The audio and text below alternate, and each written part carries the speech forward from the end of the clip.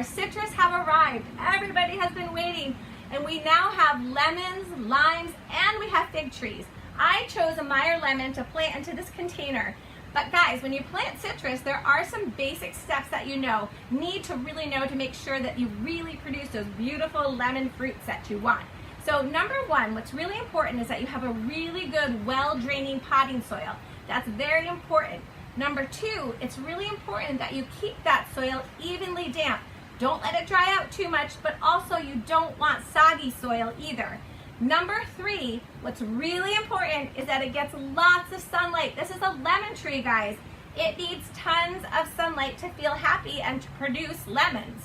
So give it at least a minimum of 6 hours of sunlight, but it would really prefer 8 hours of sunlight. Another really important part for a lemon tree is you've got to fertilize it. It needs a higher nitrogen fertilizer. This is citrus tone, which is perfect for lemon trees. I already added a cup of it into this soil, and I'm going to do that every single month through the growing season all the way to September. September will really be your last hurrah for fertilization. The last step that is really important with a citrus tree is temperature. Don't put it outside when it's too cold. We've had a cold spring. We really need the temperatures at night to be at least 55 degrees, and then it can stay outside day and night. And what a wonderful addition this would be to your patio, by your front door, as long as it's a sunny spot, remember that.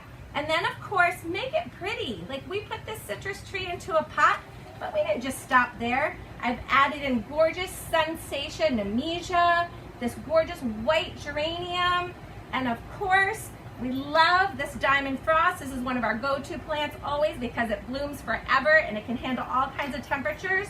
So this, to me, makes a gorgeous pot with our Meyer lemon, something that you can enjoy all summer long. And when you're done enjoying it outside in the summer months, you can bring it inside and enjoy it as a gorgeous houseplant.